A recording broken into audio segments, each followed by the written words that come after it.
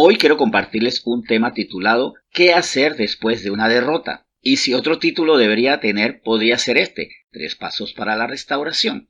Hoy vamos a ver conforme a las escrituras qué hacer cuando sufrimos derrotas que nos desalientan, nos duelen, nos enojan y muchas veces hacen que retrocedamos y abandonemos sueños, planes que ya no querramos tener iniciativas. Y esto, por supuesto, va a deteriorar nuestra vida. Las derrotas son inevitables, pero pueden ser una gran bendición, porque ciertamente recordemos que para los que aman a Dios todas las cosas le resultan a bien. Esto lo dijo Pablo en Romanos 8, recuerdan, para que se cumpla el propósito del Señor, para lo que hemos sido llamados, para lo que hemos sido desde antes de la creación del mundo, predestinados.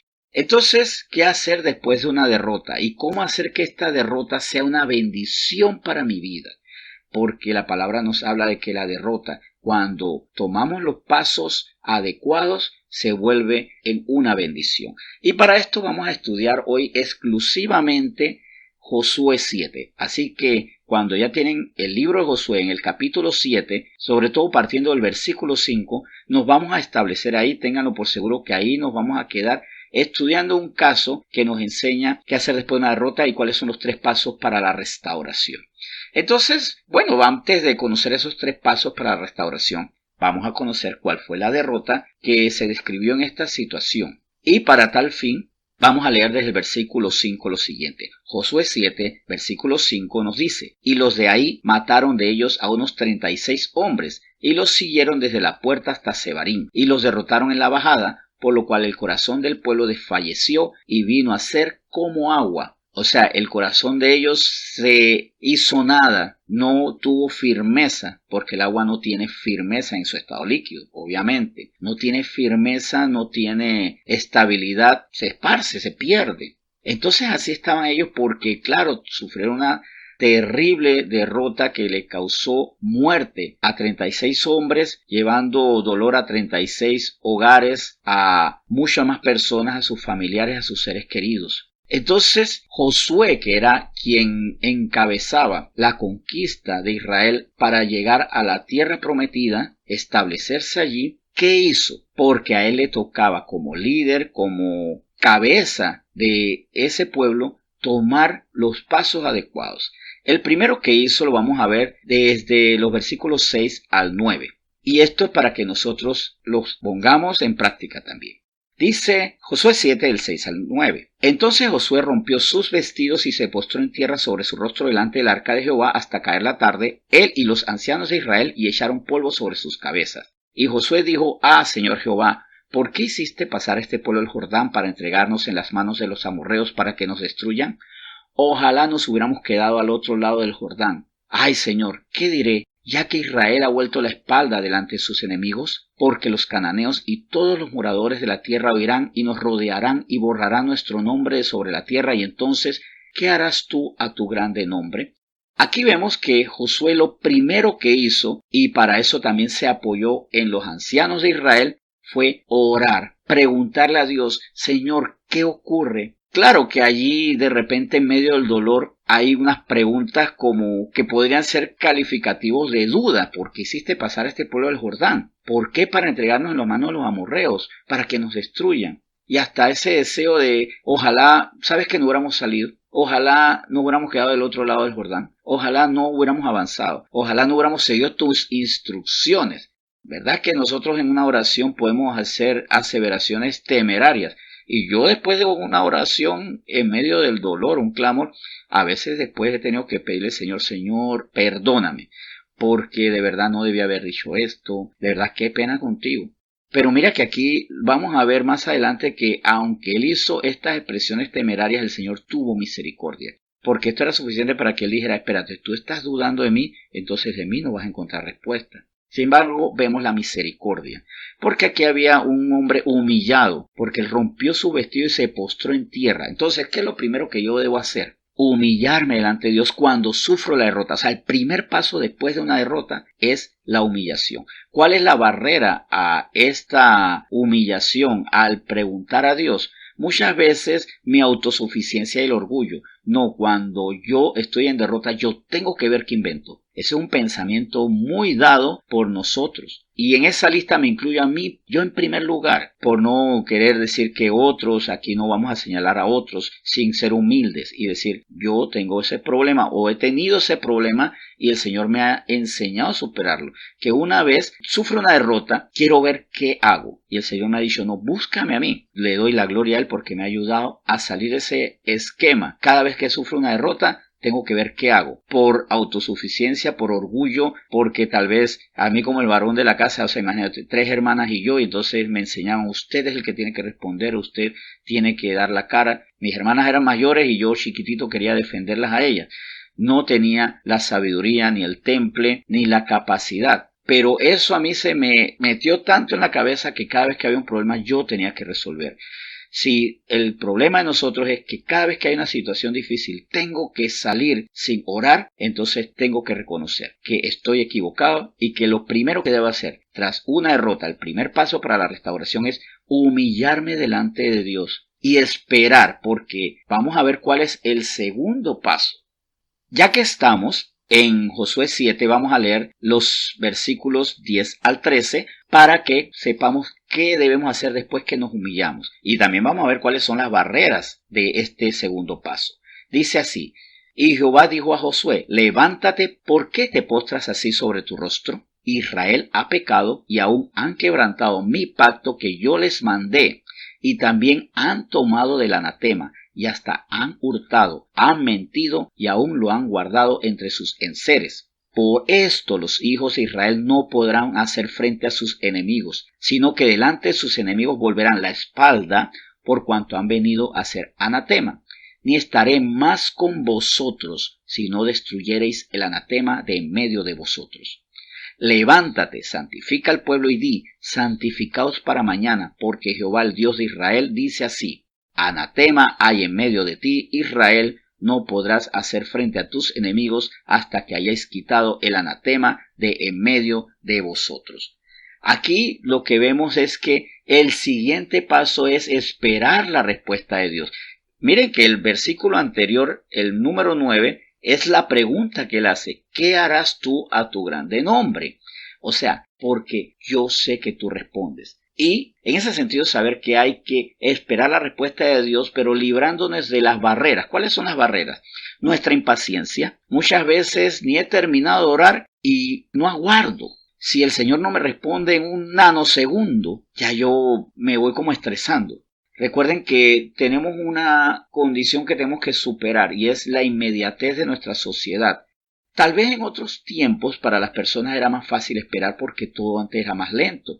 Uno mandaba una carta y tenía que esperar días o semanas que llegara y después la persona que te respondiera tenía que esperar otros días, otras semanas. Así que estamos acostumbrados a esperar. Ahora no, todo es inmediato. Y sí o no que las personas de las anteriores generaciones aguardaban semanas por una carta y ahora nosotros no podemos esperar 10 segundos en nuestro WhatsApp. Queremos la respuesta de inmediato. Queremos todo ya, de manera que no tengamos que aguardar nada y somos víctimas de la ansiedad. La ansiedad es una barrera para escuchar la respuesta de Dios, pero otra barrera es la falta de conocimiento de la palabra de Dios. Muchas veces no conocemos la respuesta de Dios porque no sabemos cómo Dios habla. O nos puede hablar nuestra propia mente, o nos puede hablar cualquier impresión y decimos esa es la palabra de Dios. ¿Cuál es la manera de evitar que nuestra ignorancia de la palabra de Dios nos impida a nosotros conocer si esa es respuesta de Dios? Conociéndola, por eso tenemos que estudiar los mandamientos, los estatutos, conocer la naturaleza de Dios, porque hay cosas que yo sé que el Señor no va a responder. El Señor no va a decir, rompe ese matrimonio. No importa si te dedicas un tiempo al narcotráfico, no importa. Mátalo, destrúyelo, miente, conspira. Eso no es el lenguaje de Dios. Ese puede ser el lenguaje de nuestra carne. Vaya y péguele.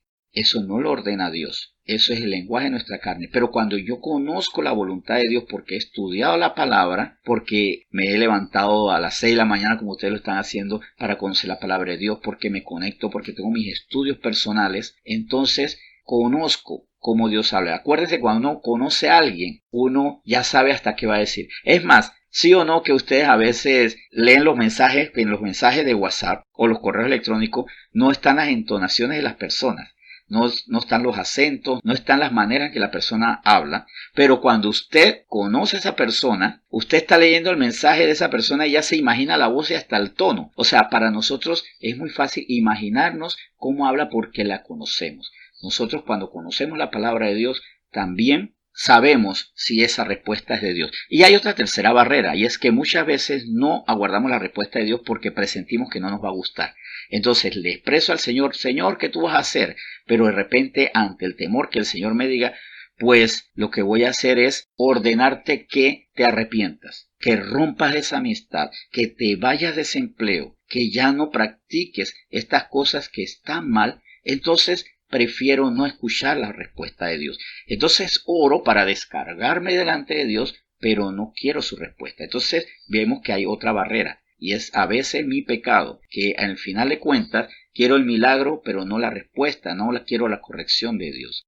El tercer paso entonces debe ser la respuesta del discípulo. Y el discípulo es el que hace la voluntad del maestro. ¿Y cuál es la respuesta del discípulo? Vemos versículos 14 y 15. Os acercaréis pues mañana por vuestras tribus, y la tribu que Jehová tomare se acercará por sus familias, y la familia que Jehová tomare se acercará por sus casas, y la casa que Jehová tomare se acercará por los varones. Y el que fuera sorprendido en el anatema será quemado, él y todo lo que tiene, por cuanto ha quebrantado el pacto de Jehová y ha cometido maldad en Israel. Palabra dura, ¿no? Y de repente uno dice, pero Señor, ¿por qué toma estas medidas? Porque ellos tenían que levantar una nueva nación que sería diferente a todas las otras que practicaban terribles abominaciones. A mayor mal, a veces mayor es la respuesta.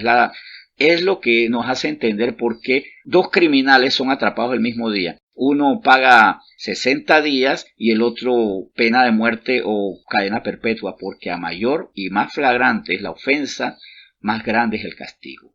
Aquí ellos estaban cayendo en anatema y era retener lo que no era santo. Entonces, en ese sentido, el Señor estaba guardando a este pueblo. Así estaba actuando con ellos. ¿Por qué a veces nosotros no tenemos respuesta?